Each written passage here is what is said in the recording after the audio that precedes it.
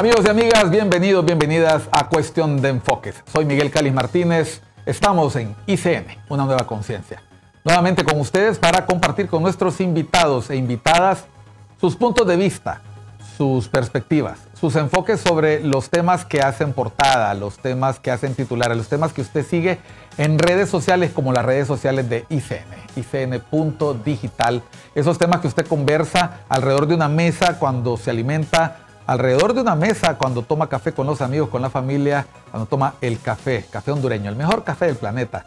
Así que vamos a conocer de nuestro invitado hoy aspectos que seguramente usted ha estado comentando en los últimos días. Vamos a aprovechar su experiencia, su conocimiento, su capacidad, porque los temas que vamos a hablar aquí son de interés nacional, pero también internacional.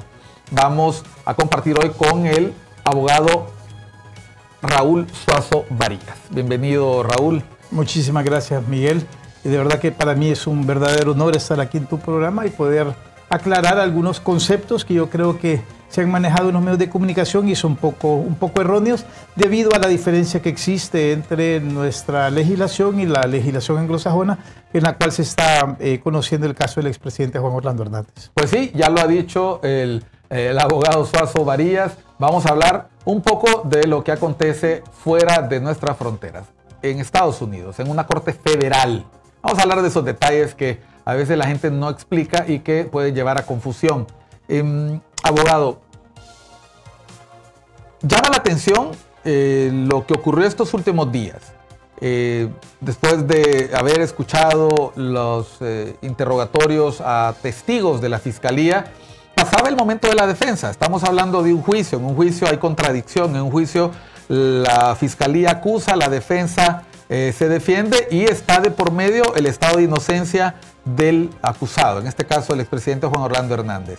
Llama mucho la atención porque después de ver tanta prueba de parte de la Fiscalía, la prueba del expresidente Hernández se concentra en unos pocos testigos y aquí lo interesante, el mismo acusado acepta sentarse ahí frente al estrado para defenderse a sí mismo, para ser testigo en su propia causa, porque ese es el otro punto. Él es testigo de la causa de la defensa. Y algunos analistas norteamericanos planteaban que esto es inusual, porque normalmente las personas en Estados Unidos, cuando están en un juicio, se acogen a la quinta enmienda de la Constitución de Estados Unidos, que le da el derecho a cualquier acusado, a cualquier persona que está siendo procesada, a no declarar, porque esta declaración lo puede incriminar y puede generar pruebas en su contra o contra terceros. Como abogado penalista, como especialista, como estratega en materia penal, porque al final los abogados que litigan son estrategas, ¿es esta la última carta o un as bajo la manga en un proceso de este tipo? Bueno, tal y como lo ha dicho Miguel, él podría haberse acogido a la quinta enmienda, que es la de no autoincriminarse. Inclusive aquí en Honduras, yo no lo llamo como testigos porque realmente es un acto de defensa que está haciendo una persona que ha sido imputada de un delito y que crea que tiene el derecho, que es inocente y que puede ser la persona que mejor puede explicar. La pregunta es para tus televidentes, conociendo al indómito, ¿les extraña realmente que él haya tomado una decisión de declarar en esta causa? Obviamente no, creo que tuvo el valor de enfrentarse a la justicia norteamericana y obviamente de exponer. Mucho, para mí, a mi criterio, mucho queda en juego la calidad de la defensa que tuvo, la calidad de Raymond Colon. Creo que se viene a mejorar la defensa de Juan Orlando Hernández cuando aparece este defensor Stabile. Me parece que creo que él tiene mejor argumento, él tiene mejor exposición, él tiene mejor planteamiento de los interrogatorios, que al contrario que aquí en Honduras son declaraciones abiertas, preguntas abiertas, y obviamente creo que no le funcionó a Raymond Colon la estrategia que él tenía en cuanto a a poder llamar cualquier cantidad de gente que él creyó que a través de los documentos clasificados iba a poder encontrar gente que él hubiera podido traer a juicio, y obviamente la negativa que tuvo por parte de la Fiscalía y del juez Kevin Castle, donde le denegó ese derecho en virtud de seguridad nacional. Eso para mí es una de las primeras cosas. Creo también que no hubo un buen planteamiento por parte de la defensa en la situación de la proposición de medios de prueba, especialmente testificales.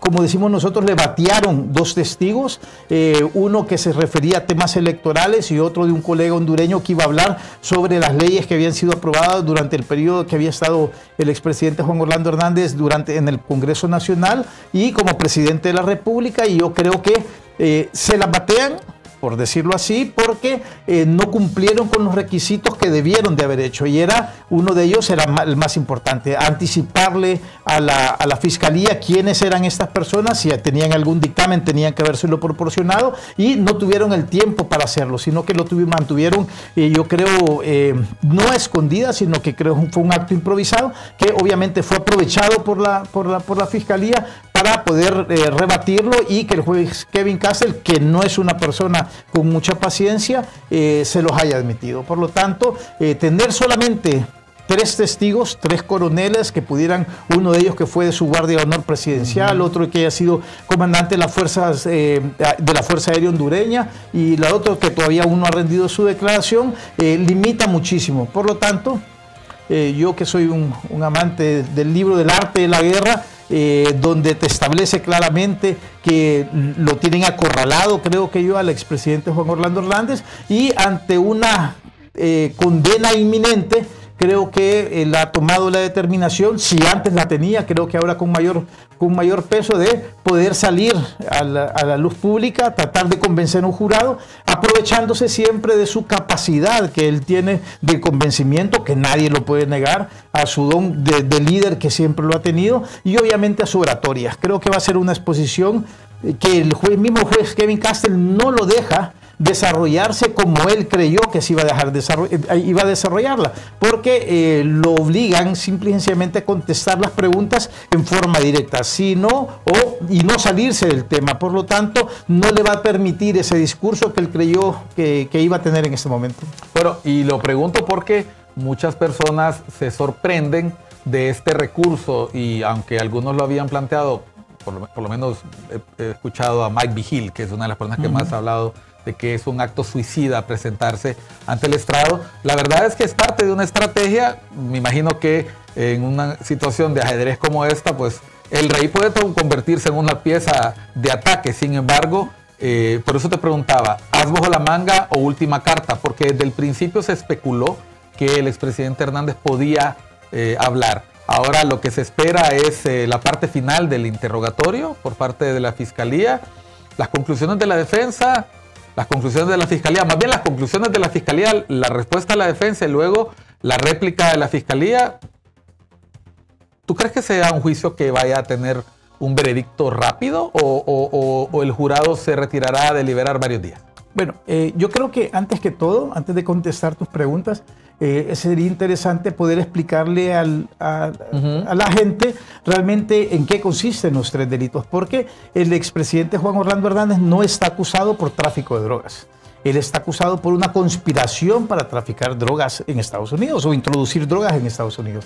¿Y qué es lo interesante en esto? Lo interesante es de que el delito de conspiracy, o sea, conspiración, es un delito que yo siempre digo que casi se hace con el pensamiento. Si dos o más personas se ponen de acuerdo para cometer un delito, y aunque no se realice el delito, esa es una conspiración. Si yo recibo dinero del narcotráfico, si yo ayudo a colocar a una persona o a quitar a una persona que estorba a los narcotraficantes, si yo doy una información acerca de un operativo, si doy una información acerca de un radar o te apago un radar o pongo en contacto a una persona con un ministro de seguridad o con un jefe de policía, etcétera, etcétera, eso es más que suficiente para poder configurarse el delito de conspiración. ¿Por qué? Porque esto tiene una génesis. Honduras ya no solamente es un país de paso de la droga. Honduras se ha convertido en un cultivador de cocaína. Se ha convertido en un país consumidor.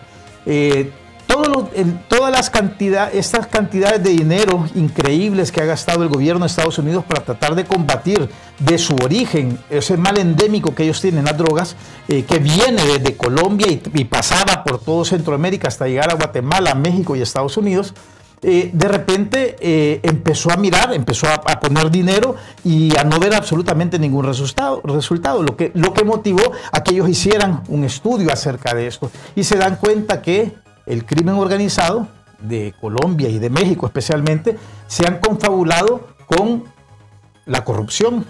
Y entonces es muy fácil, de repente miran, porque antes nosotros solamente teníamos un tipo de narcotraficante, el más famoso Ramón Mata Ballesteros en los 70s, 80s, pero después de repente empiezan a emerger este tipo de grandes capos hondureños, traficantes que empiezan a introducirse en la política hondureña. Es así que se logran introducir. Hay varios alcaldes que han sido Chandy Ardón, está Urbina Soto, y otros más que han sido mencionados. Hay congresistas también que fueron acusados o fueron denunciados y se encuentran ahorita ya condenados, ya sea porque se declararon culpables o porque fueron a juicio allá. Entonces empiezan a ver la fragilidad del sistema a través de la corrupción y Estados Unidos empieza a ver que Honduras se empieza a convertir en el país más violento de Centroamérica. San Pedro Sula, la ciudad más violenta de San Pedro Sula. Y eso se nota. ¿Por qué? Pues en las declaraciones de todos estos narcotraficantes, que son narcotraficantes confesos, empiezan a decir que el origen, el punto de reunión de la droga era la ciudad de San Pedro Sula, y de ahí se distribuía para los demás lugares al occidente del país para poder llegar hasta su destino final, que era Estados Unidos. Por lo tanto, Estados Unidos, porque tú lo has dicho, esto es un juicio sin antecedentes. O sea, tal vez Noriega, que hemos escuchado nosotros, que también era un gran colaborador del gobierno de Estados Unidos y de repente también metido en cuestiones de drogas y de repente es acusado en Estados Unidos y estuvo preso. Por lo tanto, cuando yo hago esta explicación, siempre quiero decir, nuestra justicia es completamente distinta que la justicia norteamericana. Comenzando porque quien imparte justicia en Honduras es un tribunal, es un juez, es un lego, es una persona conocida, que tiene conocimiento del derecho, que tiene del tipo penal, cómo tiene que probarse, ya sea por medios de prueba directos, medios de pruebas indirectos, utiliza el sentido común, utiliza las costumbres. El juez no solamente aplica el derecho porque ya está escrito, sino que además de eso hace uso de muchísimas más herramientas. Y entonces eso es lo que hace que un juez dictamine. En Estados Unidos no. Lo interesante es de que es un sistema anglosajón donde le da al pueblo, es la justicia del pueblo, y se eligen 12 personas, y estas 12 personas son las personas que van a dar, la fiscalía está obligado a convencer a estas personas. Pero no es cualquier convencimiento, es un convencimiento fuera de toda duda razonable. Esas 12 personas tienen que decir por unanimidad, no me queda ni de la menor duda que que esta persona que fue presidente de Honduras utilizó el gobierno, su poder, para poder ayudarle al narcotráfico a poder subir hasta Estados Unidos. Es por eso que tal vez uno de los primeros medios de prueba que presenta la Fiscalía es una persona especialista en geopolítica, que te dice cómo viene la droga, por dónde, por aire, por mar, por tierra, cuánto cuesta un kilo de cocaína puesto en Colombia, cuánto cuesta en Honduras y cuánto llega a costar cuando está en Nueva York. Entonces, ese tipo de cosas después van concatenadas también con un especialista en armas y le dice, bueno, ¿quién ha escuchado, por ejemplo, algún narcotraficante que no use armas? Todos usan armas. Por lo tanto, el expresidente Juan Orlando Hernández tiene acusado por 3 delitos. Uno de ellos es conspiración para introducir droga, otro de ellos el uso de armas para ayudar a introducir, y otro es la conspiración para que cualquier cargamento que fuera siempre protegido por armas, con armas y de armas de grueso calibre. Por lo tanto, ese es un juego que existe en este momento de la Fiscalía tratando de convencer a un jurado de que esta persona es culpable, y obviamente la estrategia de la defensa, que consiste en poder establecer, miren, antes del 2012 la extradición en Honduras no era permitida. Yo, presidente del Congreso Nacional, apruebo la reforma al artículo 102 constitucional que permite la extradición, apruebo la ley de privación de dominio y empieza a tratar de decir... ese es el punto toral, en eso es lo que están en este preciso momento. Claro, nos vamos a encontrar que la Fiscalía va a utilizar cierto tipo de información, por eso es que especialistas, abogados dicen no debe de declarar. Yo creo que ese no solamente es un acto desesperado del expresidente Juan Orlando Hernández, yo creo que él tiene la convicción de que él nunca cometió absolutamente ningún delito y obviamente le toca a la Fiscalía poder probar efectivamente realmente cómo fueron las cosas. Bueno, miren ustedes, una explicación detallada del por qué se hacen las cosas de una manera y no de otra y lo que puede representar en el juicio del expresidente Juan Orlando Hernández Alvarado el que él haya aceptado o más bien se haya propuesto decir él la última palabra. Eso es básicamente lo que anda buscando, decir él la última palabra antes de que la Fiscalía, la defensa desarrollen sus conclusiones y finalmente un jurado de 12 personas, sus pares, de acuerdo a la normativa norteamericana, diluciden, dictaminen que fue encontrado culpable, inocente o no culpable. Que de eso quiero hablar con el abogado. Estamos hoy en Cuestión de Enfoques con el abogado Raúl Sasso Varillas. Ya volvemos después de unos mensajes aquí a Cuestión de Enfoques.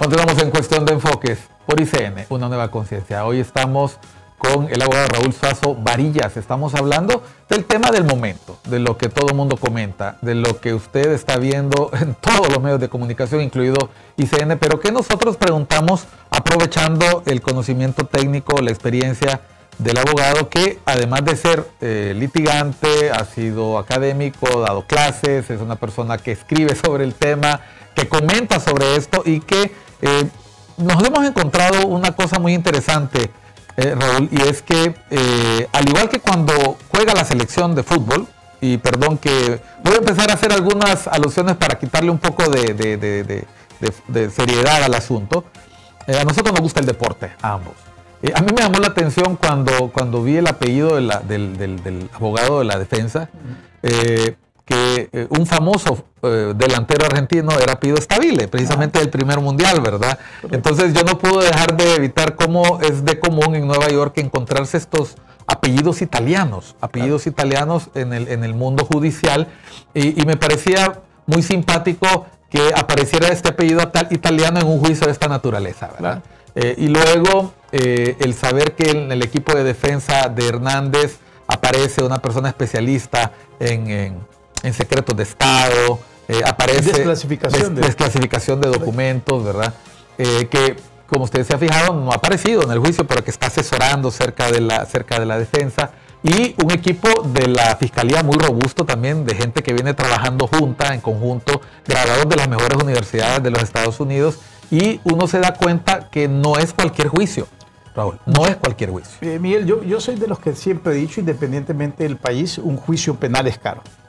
¿Y por qué es caro? Porque, especialmente en Estados Unidos, porque tenés que tener especialistas, inclusive hasta para la selección de la elección que puede haber de un jurado. Tienen especialistas que te miran la forma en la como que te comportás, cómo te sentás, analizan qué tipo de programas de televisión mirás, cómo te informás, qué redes sociales tenés, para poder identificar si sos republicano o si sos demócrata, si tenés algún tipo de perjuicio. Hacen una investigación. Estoy refiriendo a la selección del jurado, que es un momento clave, claro, aquí no pasa. Claro, porque no lo tenemos, pero allá son ciudadanos comunes y corrientes y legales realmente yo puedo, como fiscalía, puedo rechazar 6 personas sin tener que preguntar absolutamente nada. La defensa también puede hacer exactamente lo mismo y obviamente pasan por un filtro, porque obviamente no pueden discriminar, tienen que ser hombres y mujeres, no pueden discriminar indios, negros, latinos, o sea, tienen una serie de requisitos y son personas que saben leer y escribir, y obviamente cada quien anda buscando porque el narcotráfico, las películas, si miras Netflix o no miras Netflix, pueden influir muchísimo en el resultado de una persona. Las drogas en Estados Unidos causan muchísimo perjuicio. Y yo quiero aprovechar, Miguel, porque yo he sentido en este juicio, a pesar de tan poca información que recibimos, porque realmente yo creo que lo que recibimos en Twitter, en las redes sociales, es muy poco para lo que realmente se conversa allá adentro. Pero siempre he tenido la impresión de que se están llevando 2 juicios. Un juicio que es propiamente el que está llevando Juan Orlando Hernández en Nueva York, y otro que lo están mandando para Honduras, porque hay preguntas que son completamente innecesarias. Esas 12 personas que están en el jurado no saben los nombres de las instituciones bancarias de Honduras, y ha sido la defensa del expresidente Juan Orlando Hernández, por orden, por papelitos que le manda a su defensa: pregúntele por tal institución bancaria, pregúntele por si le dio financiamiento a fulano de tal, generalmente siempre del bando del partido contrario. Por lo tanto, pasan más preocupados, creo yo, la defensa y el mismo expresidente Juan Orlando por el juicio mediático y lo que pueda crear de impresión aquí en Honduras, que realmente dedicarse a una defensa penal. En paz descanse mi señor padre, el doctor Ernesto Lagos, siempre decía, a veces nos dedicamos a alegar cosas que no están en el tipo penal. El tipo penal que le están diciendo él es conspiración, ponerse de acuerdo para poder hacer algo. Yo puedo llamarte por teléfono y decirte: Miguel, fíjate que quiero que me ayudes a introducir esto y esto, y vos me contestás: sí, no hay, Raúl, no hay ningún problema, y después colgás y me decís: no, hombre, si este narcotraficante, no. Esa llamada, esa intención que la que me dijiste: sí, yo no puedo, pero te voy a poner en contacto con alguien, eso es más que suficiente. Si recibiste dinero del narcotráfico para una campaña, te lo mandaron a decir sin explicación, estás colaborando a lavar dinero del narcotráfico. Por lo tanto, eso es también tomado como parte del delito en Estados Unidos. Y así sucesivamente. Yo creo que la justicia en Estados Unidos, el porcentaje de victorias que tiene esta Fiscalía del Distrito Sur es espectacular. Casi 97 o 98% de la gente no se atreve. ¿Por qué? Porque son ciudadanos comunes y corrientes, que muchos de ellos, tal vez en carne propia o tal vez a través de algún familiar, han tenido o han visto los embates que causa el narcotráfico, y de repente que te pongan esas armas y que te las presenten y te enseñen: mire, este es un AK-47, este es un arma de destrucción masiva, esta explota a los 900 metros, etcétera, etcétera. Creo que le podría poner erizarle los pelos a cualquiera. Por lo tanto, todo ha sido, creo, por lo menos hasta este momento, la Fiscalía ha podido ir estableciendo. No necesitan fotografías con el expresidente Juan Orlando Hernández con la droga, no necesitan audio de él. Lo que necesitan, y lo comentábamos fuera de micrófonos, muchas veces es mucho la prueba indiciaria. ¿Cuál es la prueba indiciaria? Es aquella prueba que no tengo la evidencia que metieron 500 kilos de cocaína, pero mi sistema judicial, mi fiscalía, en mi tiempo, no hizo lo que realmente tenía que haber hecho. Me llama poderosamente la atención que el día de ayer o antier se hizo un operativo El Primo, que se refería al aseguramiento de los bienes de el que se supone es primo de Juan Orlando Hernández, de Hernández Pineda. ¿Por qué esta fiscalía lo tuvo que hacer y por qué no lo hizo la fiscalía anterior? Cuando Hernández Pineda se entregó hace muchísimo tiempo. ¿Por qué no le aseguraron los bienes a esta persona? Y así sucesivamente. ¿Será cierto que efectivamente cuando capturaron a los Valle hubo un enojo por parte del expresidente Juan Orlando Hernández con el general que lo detuvo, y eso fue lo que motivó que a esta persona lo quitaran del cargo? Entonces son preguntas. ¿Por qué aparece una señal de Waze de un narcotraficante confeso en casa presidencial durante estuvo él en ese tiempo? Y así hay cualquier cantidad de preguntas de por qué matan a Magdaleno Mesa y a la esposa, que fueron las personas que tenían en su custodia o en su poder las narcolibretas. Y así muchísimas cosas. ¿Cómo se puede escapar una persona que es el jefe de la Mara, de la Mara 13, el Porqui? ¿Cómo pudo lograrse ese operativo? Entonces, hay muchísimas preguntas que obviamente no son prueba directa, pero sí son pruebas circunstanciales de la impunidad de que se pudo haber tenido en este país durante muchísimo tiempo. Es decir, todo lo que nosotros estamos conociendo en este juicio eleva preguntas. ¿Por qué no se ha hecho justicia aquí? ¿Por qué no se ha investigado aquí? ¿Por qué no se ha perseguido el delito aquí? La muerte, yo creo que la muerte del fiscal de Oro, por ejemplo, de muchísima gente que realmente a estas alturas, esa gente ya son confesos, deberían de habérseles presentado los requerimientos fiscales suficientes para que, si esas personas llegan a tener algún beneficio en Estados Unidos, después tener que venir a cumplirlo aquí a Honduras por las muertes de esas personas. Y hay que acordarse que esas son servidores públicos, que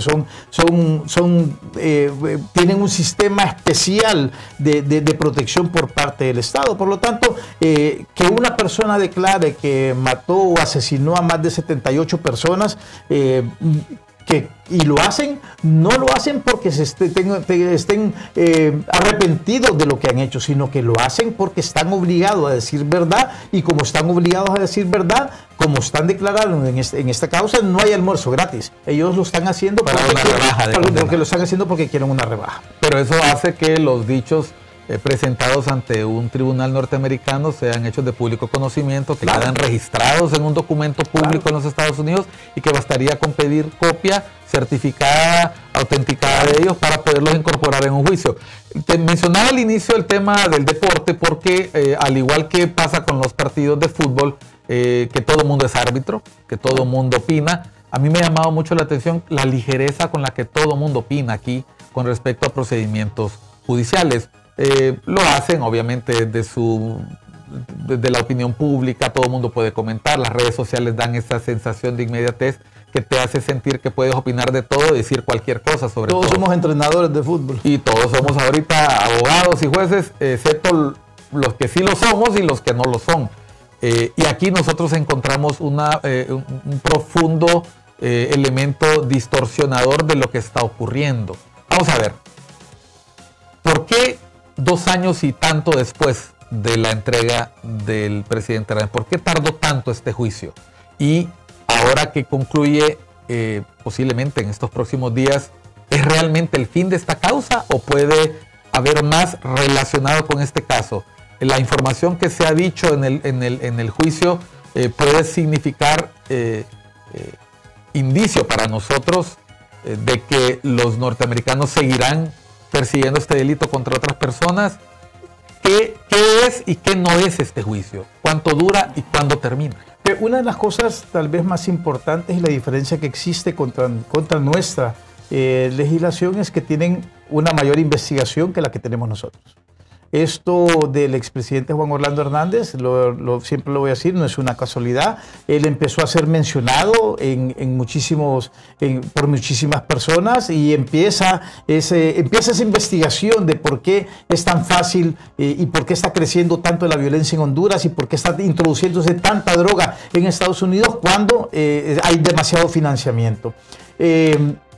Y el punto es, obviamente eso lleva a una investigación, claro, que el expresidente Juan Orlando Hernández, ya lo hemos comentado, ayudó y facilitó la extradición, sí es cierto, que se reunía con la gente del Comando Sur, también es cierto. Lo que muchas de estas personas dicen, bueno, lo dijo el Cachiro, nosotros le habíamos pagado para que, cuando nos pidieron que participáramos en la muerte de él, los Valle, nosotros no quisimos porque nosotros lo considerábamos como uno de los nuestros, o sea, él era de la banda porque nosotros estábamos pagando para que no nos extraditaran, como por seguridad. Esas son las cosas que estas personas dicen. Entonces, todo este proceso, generalmente cuando una persona es capturada o es extraditada hacia los Estados Unidos de Norteamérica, lo primero que hace es declararse no culpable.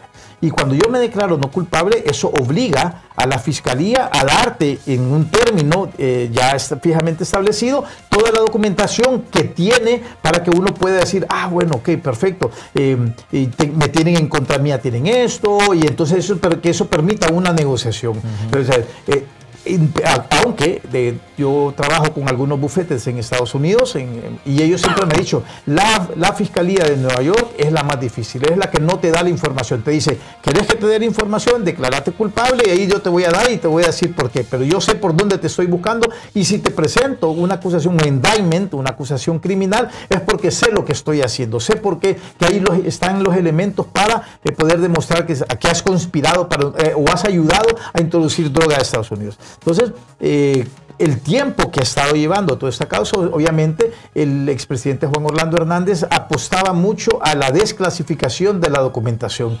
Todas aquellas manifestaciones de voluntad que él había tenido en combatir el narcotráfico, que efectivamente, o sea, no podía ser demasiado displicente en no hacer el trabajo que realmente se tenía que hacer. Muchos de los que estas personas dicen que el financiamiento que tuvieron o que le dieron fue para ayudarle a llegar a ser presidente de la República, pero que una vez que llegó a ser presidente de la República se olvidó absolutamente de ellos. Ese es el compendio. Entonces, estos 2 años que han pasado han sido objeto de dame pruebas, desclasificar, etcétera, etcétera. Y obviamente creo que pasó muchísimo por la selección de la defensa que iba a tener. Creo que la defensa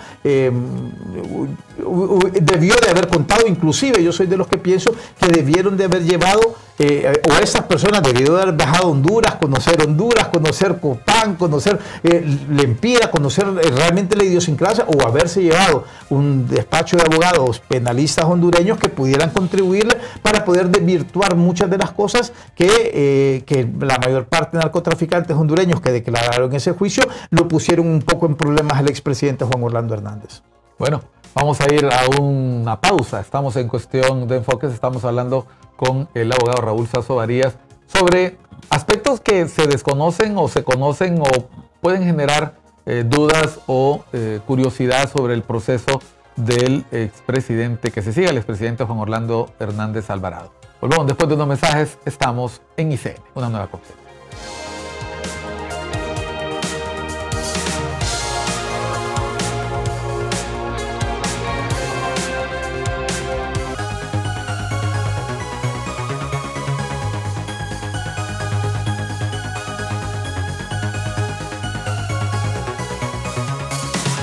Seguimos en Cuestión de Enfoques con el abogado Raúl Suazo Varías. Estamos hablando del tema que todo el mundo comenta, lo estamos abordando de una perspectiva que quizás a usted le resulte conocida, pero vamos a ir un poco más para aclarar algunas dudas que están surgiendo en el transcurso de lo que podríamos llamar ya la recta final del juicio del expresidente Juan Orlando Hernández Alvarado.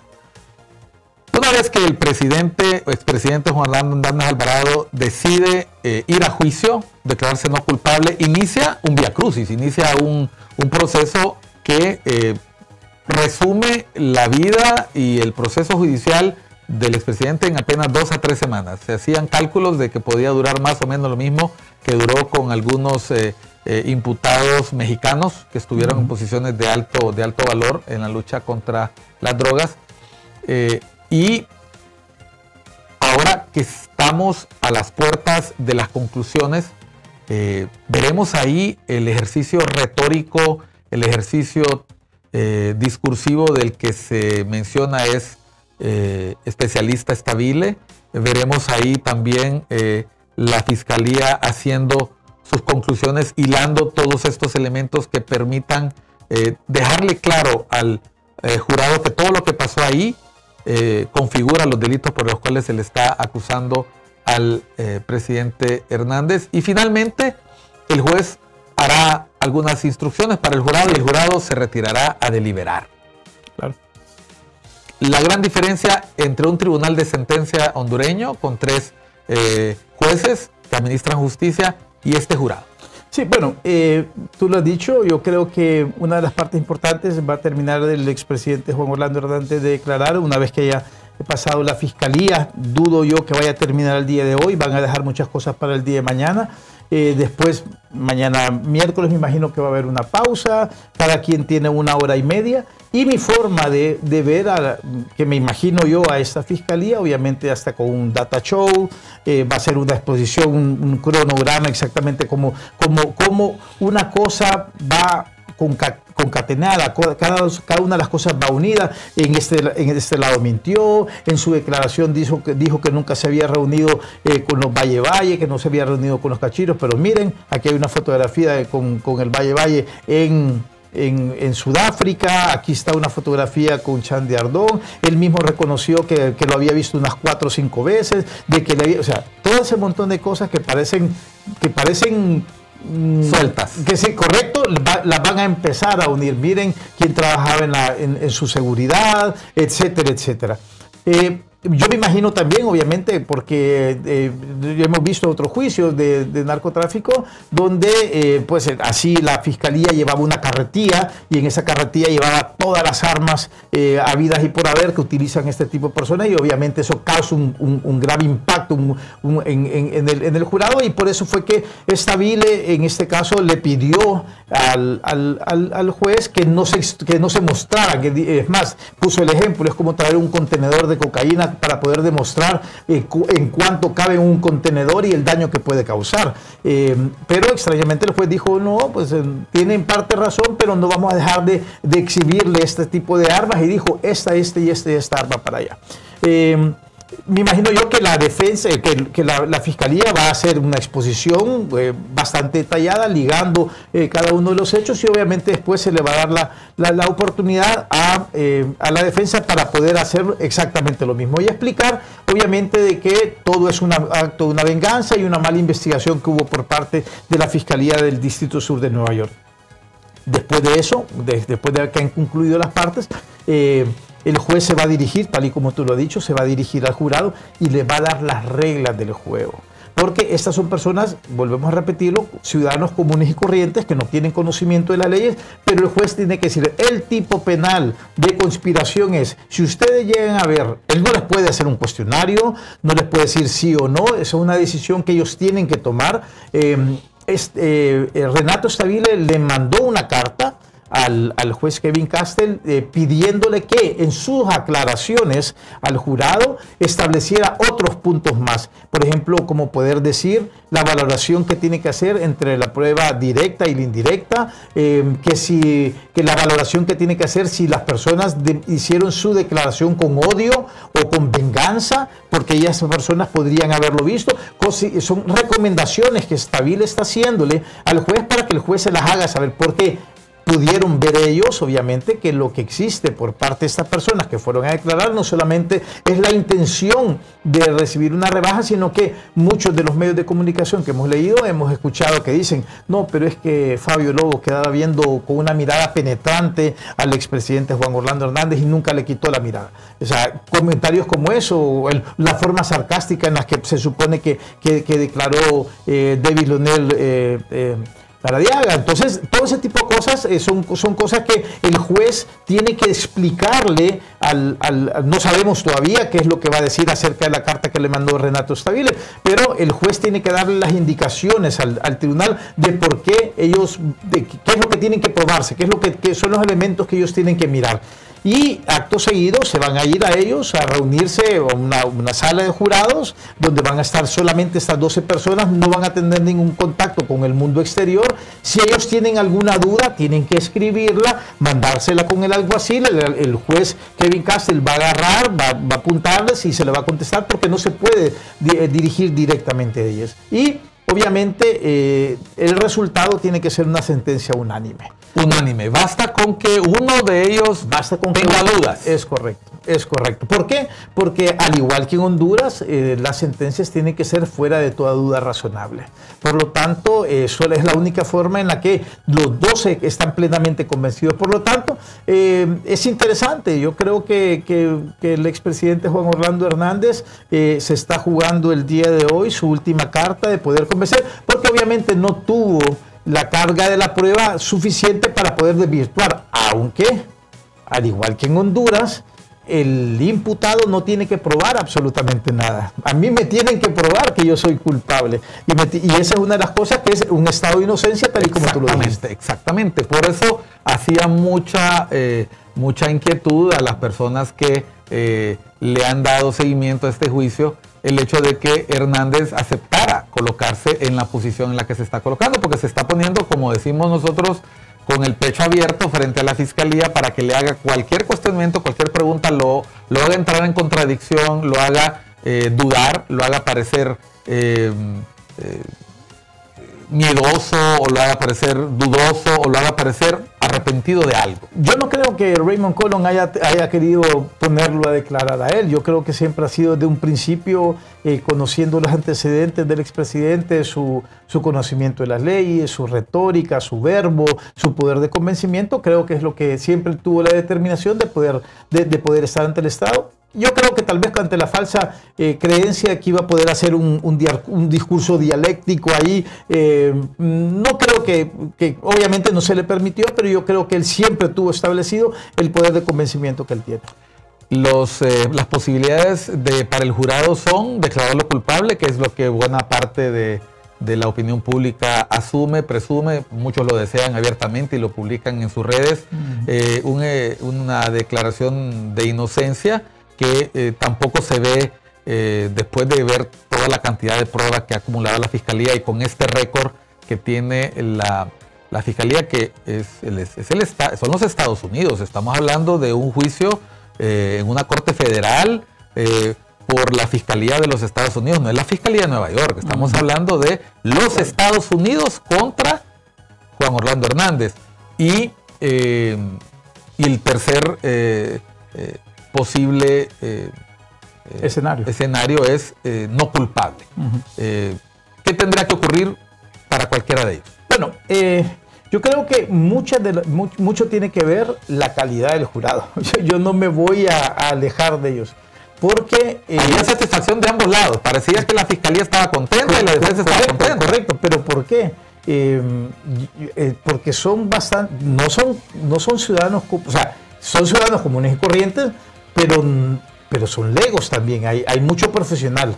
Y el profesional, por eso yo creo que la defensa estaba de acuerdo con esos 12 testigos, porque son mucha gente que como profesionales, como estudiados, no se van con la primera, no se van, o sea, son personas más pensantes, mucho más letradas, podría decirse, con mayor conocimiento, y entonces es más difícil de convencer. Muchas de ellos no están de acuerdo con el gobierno, muchas de ellos son... Ese tipo de cosas son las cosas que uno, como cuando en la elección de un jurado, uno debe de ver qué calidad de personas.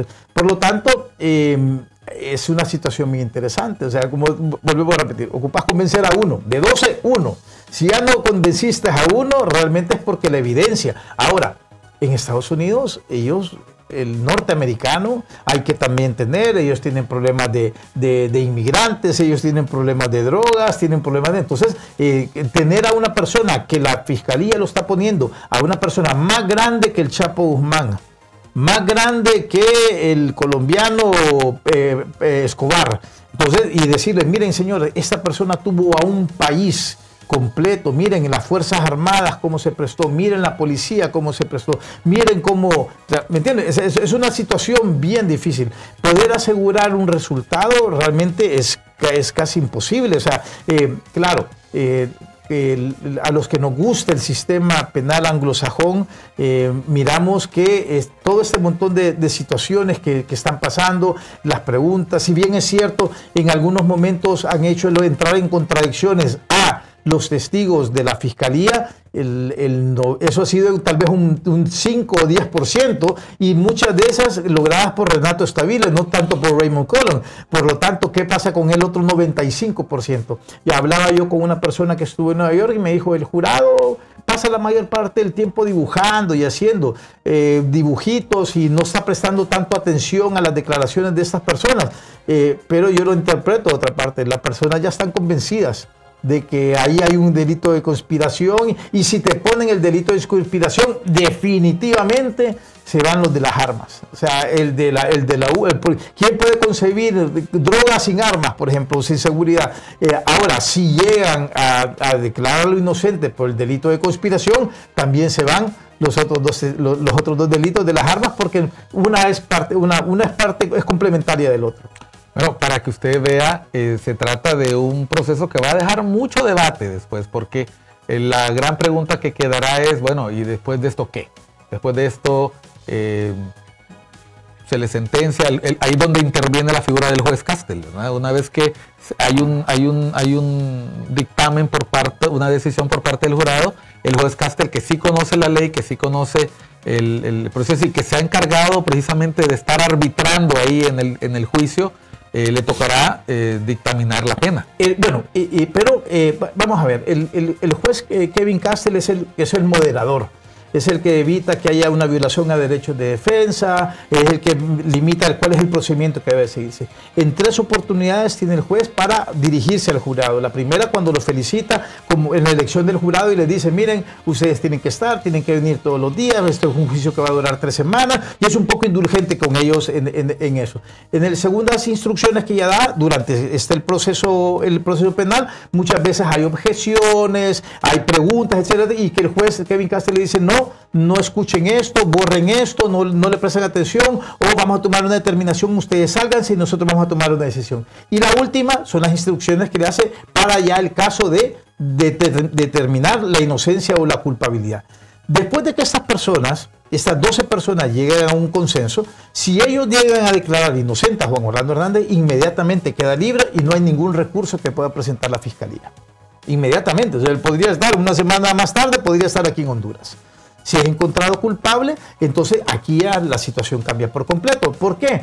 Porque en ese momento, con la declaratoria de culpabilidad, tiene que ir el expediente del expresidente Juan Orlando Hernández a un buró, a una oficina, que va a hacer un tipo de investigación acerca del expresidente Juan Orlando Hernández. Cómo fue su comportamiento, cómo fue como amigo, cómo fue como esto, lo otro. Y la gente, ciudadanos, mandan cartas y le dicen, mande abogando a favor de... Entonces, este buró da una recomendación. Le recomendamos al juez Kevin Castel que la pena a imponer sea de esto, de tanto, porque nunca ha cometido ningún otro delito, no tiene antecedentes penales, ha sido un buen padre, tiene sus nietos, etcétera, etcétera. Y hace unas recomendaciones. Pero el juez Kevin Castel no está obligado a escucharlo. Eso es parte del procedimiento. Nosotros aquí en Honduras tenemos el mínimo y el máximo. Y el mínimo es, si no tengo antecedentes penales, me tienen que poner el mínimo. Si no soy reincidente, me tienen que poner el mínimo. En Estados Unidos no. En Estados Unidos, así como pasó en el caso de Fabio Lobo, que le dijeron, tú no eras una persona común y corriente, tú eres una persona que fue beneficiada, que tú fuiste hijo de un expresidente, etcétera, etcétera, y por eso le puso una pena de 24 años. En el caso de Tony Hernández, el juez Kevin Castel fue durísimo y le dijo, tú fuiste congresista, tú fuiste abogado, tú fuiste juez, tú fuiste lo otro, y le metió una sentencia, una cadena perpetua más 30 años. Por lo tanto, en el caso de fuera llegado a encontrar al expresidente Juan Orlando Hernández, no me quiero imaginar la calidad de discurso que le va a dar el juez Kevin Castel, diciéndole, tuviste en tus manos una nación y el poder que tuviste lo hiciste para otro tipo de cosas, y yo casi te podría decir, Miguel, que no le bajaría por lo menos de 2 cadenas perpetuas más 30 años. Bueno, y eso es algo que todavía está por verse. Vamos a ir a un último corte para venir con la parte final del programa y conocer algunos otros detalles que de cara a la inminente sentencia contra el expresidente Juan Orlando Hernández Alvarado, es importante que usted tenga en cuenta, porque, como lo ha dicho el abogado Raúl Suazo Varillas, efectivamente se está desarrollando un juicio allá en los Estados Unidos, pero aquí también, con la opinión pública y con nuestros medios de comunicación y, sin duda alguna, nuestro sistema de justicia. Volvemos después de unos mensajes brevemente a Cuestión de Foco.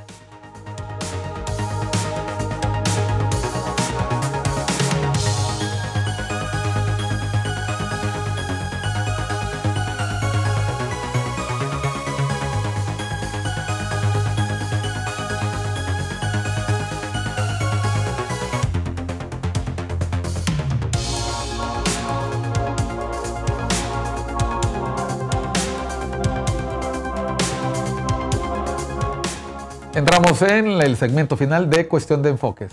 Hoy estamos con el abogado Raúl Suazo Varilla. Él es penalista, él es abogado, él es académico, una persona que conoce al dedillo nuestra ley y también que sabe lo que se ha estado jugando en este proceso judicial, que yo no me atrevo a llamarlo del siglo, porque el siglo todavía falta bastante, ¿verdad? Pero la verdad es que es para sorpresa, es sin duda alguna uno de los momentos clave de los últimos años en el país, así como lo fue en su momento el golpe de Estado en 2009, lo que está pasando en Nueva York tiene esas características. Raúl, cuando estabas haciendo la caracterización del impacto que ha tenido la narcoactividad en nuestro país, no pude dejar de pensar en Colombia, no pude dejar de pensar que en su momento, en los años 80, Colombia vivió situaciones similares. La gente lo desconoce, pero a esta altura, o quizás lo sabe por el acceso al cine, a la televisión, pero el señor Pablo Escobar Gaviria fue congresista suplente. Y la situación que se vivió en Colombia fue muy similar a la que hemos vivido aquí, acusaciones a alcaldes, la incursión del delito en la política, muertes de fiscales, muertes de políticos, de periodistas, personas que se atrevieron a denunciar estos hechos y que nosotros hemos podido apreciar frente a nosotros. Pero Colombia, aún con todos estos problemas, después de las extradiciones, por cierto, los extraditables en Colombia atentaron contra el Estado, atentaron contra... Y los jueces tenían que ser encapuchados y tenían que tener una cierta condición para poder, porque realmente era un peligro. Cuando nosotros hemos visto lo que aconteció en América del Sur, sí hay avenidas, sí hay luz al final del camino. ¿Este juicio podría representar un punto de inflexión o todavía no estamos curados de espanto? Yo creo, Miguel, que tienen que cambiar muchísimas cosas. Creo que hay muchas leyes que han sido aprobadas y que son dañinas, aun y cuando ayudan a combatir el crimen organizado. Creo que tienen que aquella famosa figura del testigo cooperante, de la cooperación necesaria, yo creo que es necesaria.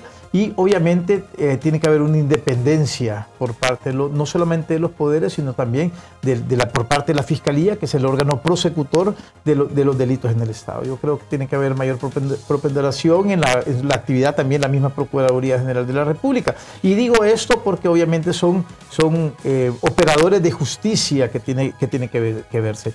Tiene que verse mucho acerca de la extradición, tiene que haber una ley de extradición realmente. A veces siento que nosotros somos apátridas, pero es de la única forma en la que nosotros realmente estamos poniendo, a través de la justicia rogada en Estados Unidos, el conocimiento de lo que está pasando realmente aquí en Honduras. Esa es una de las cosas. Yo creo que necesitamos una fiscalía, cambios en la fiscalía. Yo creo que hay mucha gente que tiene muchísimo tiempo de estar ahí, en lugares en los cuales realmente no han hecho absolutamente nada, especialmente en el crimen organizado, en el combate contra las drogas. Yo creo que han estado estancados y es de preguntarse si tienen algún grado de responsabilidad penal por acción o por omisión. Es una de las cosas que sí quisiera dejarla puntualmente, porque estamos viviendo, tal y como tú lo has dicho, lo mismo que vivió Colombia durante muchísimos años. Aquí han hablado solamente en este juicio del expresidente Juan Orlando Hernández en tres narcotraficantes confesos, más de 100 muertes. Entonces, obviamente, y de periodistas, de policías, de familias, de funcionarios judiciales, del Ministerio Público. Correcto. Entonces, eso es realmente grave. Entonces, ¿qué acciones va a tomar la Fiscalía? Y hay otra cosa. Estados Unidos, ellos tiran agua a su molino. Ellos realmente, hay muchas personas que podrían haber sido mencionadas, que han sido no mencionadas hasta ahorita. Hasta ahorita nosotros los estamos teniendo en conocimiento, pero estas personas, esos expedientes tienen 4, 5, 7, 8, 10 años. Y si no han hecho absolutamente nada en Estados Unidos, es porque no han sido sujetos de interés de Estados Unidos. ¿Todavía? ¿Entiendes? Sí, todavía. Yo realmente hay que ver también, hay una cuestión de términos, si te puedo extraditar antes de las cosas que vos hiciste antes del 2012 o a partir del 2012 en adelante. O sea, hay que mirar un cierto tipo de cosas, pero sí yo creo que hay que mejorar muchísimo la administración de justicia en nuestro país, empezando por el Ministerio Público y obviamente por nuestro sistema judicial. Bueno, y ahí hay un reto importante por parte de los medios de comunicación, la academia y otros actores, de demandar respuestas eficaces y oportunas a las autoridades en cualquier momento, no solo contra el adversario, sino contra cualquier persona que utilizando una bandera o utilizando cualquier espacio de la sociedad hondureña aproveche su posición privilegiada para delinquir o para colaborar con el delito. Gracias, abogado Raúl Suazo-Rodríguez. Encantado de que hayas aceptado estar con nosotros y esperemos que no sea la última vez. Bienvenido a ICN. De verdad, te agradezco muchísimo la invitación. Te vuelvo a decirlo públicamente, mi padre te tenía un respeto impresionante y obviamente lo he heredado. Así que muchísimas gracias. Bueno, y yo me he sentido muy a gusto con el hijo de nuestro querido maestro, el doctor René Suazo-Lagos, que estamos seguros goza de la gloria y viendo con satisfacción lo bien que lo haces, Raúl. Gracias, Miguel. Gracias a ustedes también que están con nosotros siguiendo siempre la señal de ICN. Esto fue Cuestión de Enfoques. Nos vemos en el próximo programa.